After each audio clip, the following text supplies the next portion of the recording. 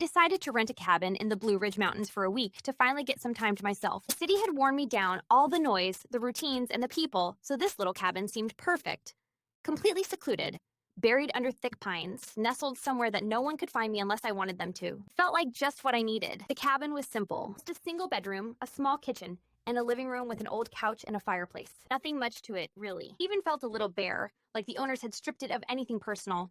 No pictures. No decorations. Just bare wood, thick carpets, and that odd, lingering scent of damp earth. The first 2 days, everything was fine. It was just me and the silence. Mornings were spent hiking, afternoons reading by the window with a view of the endless woods, and the evenings were calm, even peaceful. And when I crawled into bed, I'd fall asleep almost instantly, with only the crackle of the fire to keep me company. Then on the third day, I noticed something strange. It started in the bathroom. I just finished brushing my teeth and leaned over to rinse my face when I caught something in the mirror. For a second, I thought I was seeing things. There, in the corner of the reflection, something was off, a shadow lingering in the background just outside the bathroom door. I jerked around, but nothing was there. I told myself it was just my tired mind playing tricks on me. Maybe I was just seeing things after too many hours hiking alone. I could feel this wrongness. And once you feel that, you can't unfeel it. It doesn't just go away.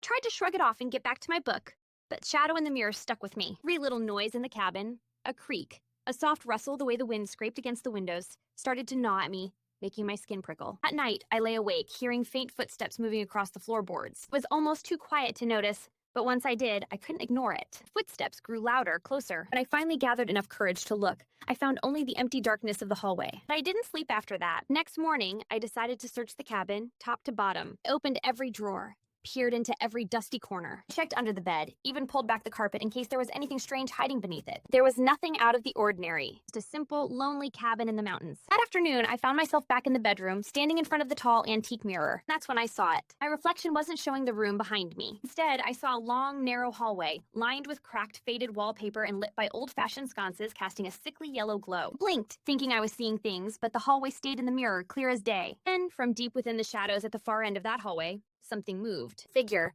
barely visible, stood watching me. Couldn't make out any details, just the vague outline of someone. Something staring back at me from the other side of the glass. It was so far down the hall, its features obscured, but I could feel it was looking straight at me. My heart hammered, and I stumbled back, breaking eye contact. My mind scrambled for a rational explanation. Maybe it was just a weird optical illusion. Or maybe I was seeing some strange reflection from the windows, or an old memory burnt into the glass over years of use. But I knew, deep down, I knew that wasn't true.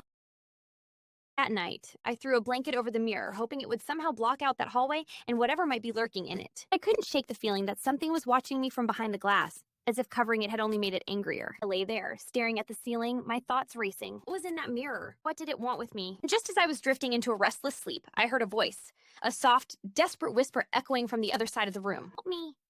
I shot up, my heart pounding. The sound had come from the direction of the mirror, unmistakably. I wanted to ignore it, to pretend it was just my imagination, but the urge to know what was behind that glass was overpowering. I pulled the blanket off the mirror, bracing myself. What I saw was even worse than before. This time, I could see my own reflection, but it wasn't quite me. The version of myself staring back was gaunt, her face sunken, her eyes hollow and pleading. Her expression looked like one of absolute despair, like she'd been trapped somewhere for a long, long time. Slowly, her hand reached out, pressing against the glass, and though I didn't move, I felt my own hand lifting to mirror the motion. My fingers touched the cold glass, and a jolt of icy pain shot through my arm, numbing it to the bone. Reflection, the other me, opened her mouth and whispered, barely audible but clear as a scream, "You shouldn't have left me." Yanked my hand back, the cold fading, but the image in the mirror stayed, pressing against the glass. I grabbed a book from the nightstand and threw it at the mirror, desperate to shatter it, but the book just bounced off, as if the glass had turned to solid steel.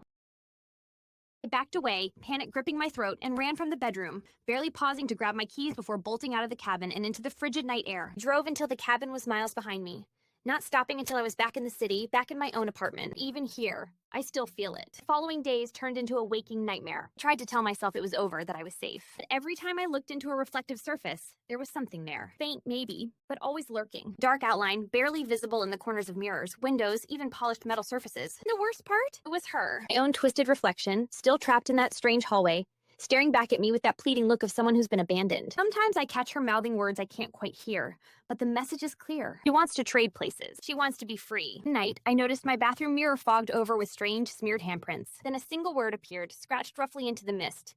Tried to ignore it, but I couldn't stop myself. My fingers moved on their own, reaching for the mirror. Glass felt colder than ever before. And as soon as my fingers brushed it, I felt myself being pulled forward, like I'd been caught in a powerful current dragging me down into a dark abyss. When I opened my eyes, I was back in the hallway. I could feel the damp air pressing against me, smell the rot clinging to the walls. I wanted to turn, to run, but something wouldn't let me move. I was trapped. At the end of the hall, a door stood open, revealing the bedroom from the cabin, the bed made, the fireplace crackling warmly as if nothing had ever happened. In front of the mirror, she was waiting, the other me.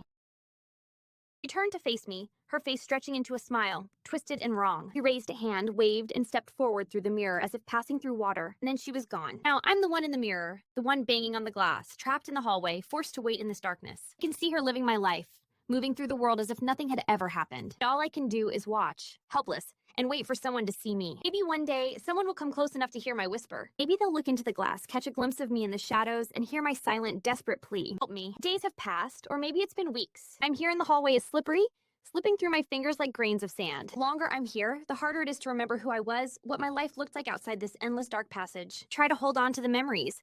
Faces, places, sounds that feel like they belong to someone else now. Memories grow faint, like they're fading with each step that the other me takes in my place. Sometimes, I wonder if she knows I'm still here, watching her. Maybe she knows, maybe not. Either way, she doesn't care. I can feel her living my life out there, slipping into my routines, making herself at home in my apartment, going about each day as if she belongs. She even wears my clothes, holds my phone, speaks in my voice. My friends, they haven't noticed, or maybe they don't care to look close enough to see that something isn't right. From here, I see flashes of what she's doing, reflections on shiny surfaces, windows, mirrors, even puddles of water give me brief, fragmented glimpses of her in my place. First, it was maddening. These snatches of my own life playing out in front of me, out of reach, like I'm some sort of spectator in a cruel, twisted play.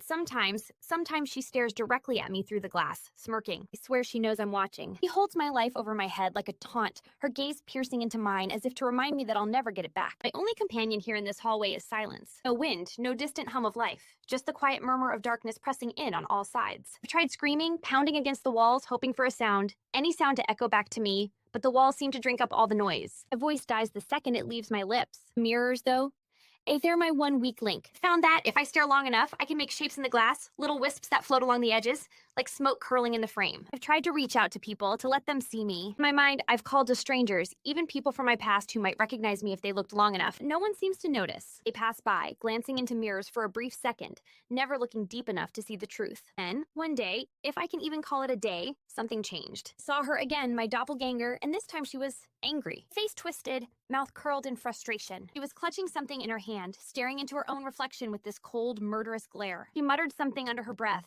and the fury radiated off her in waves. Her hand flew up, slamming against the mirror, and for the briefest moment, I felt it, as if the impact resonated through every mirror in this wretched place. It's as if she knows I'm here, watching her, and that makes her angry. Maybe it's because she's not really me, not entirely. No matter how she looks, she's only a shell, an imitation pieced together by whatever twisted force crawled out of that cabin mirror. Though she may have my life, she'll never have my soul.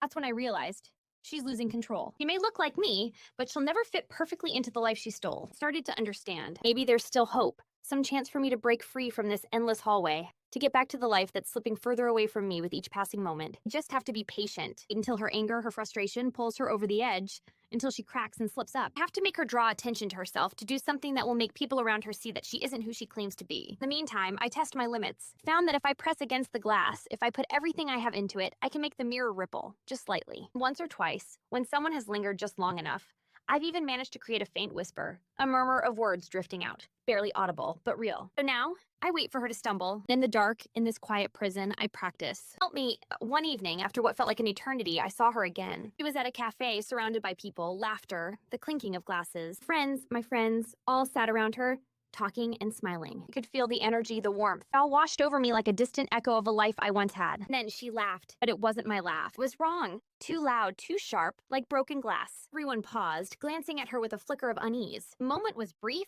but I saw the shift in their expressions, the discomfort. One of my friends leaned in, murmuring something I couldn't hear, and the other me glared, her face darkening. This was it. Her anger was cracking through her carefully crafted disguise. My opportunity was finally coming.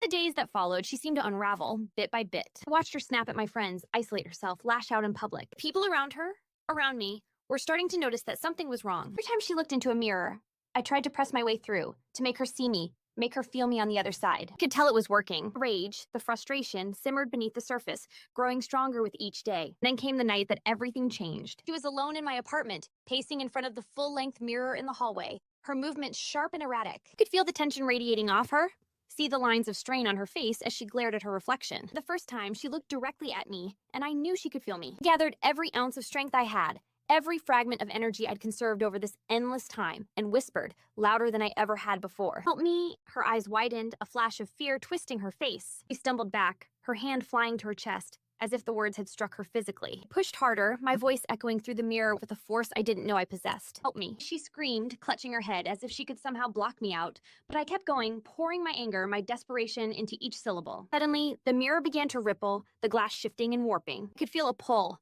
a tangible link between our worlds, something loosening, weakening. She backed away, her face pale with horror, and I knew in that moment that the power had shifted. The mirror was no longer just a window. It was becoming a doorway.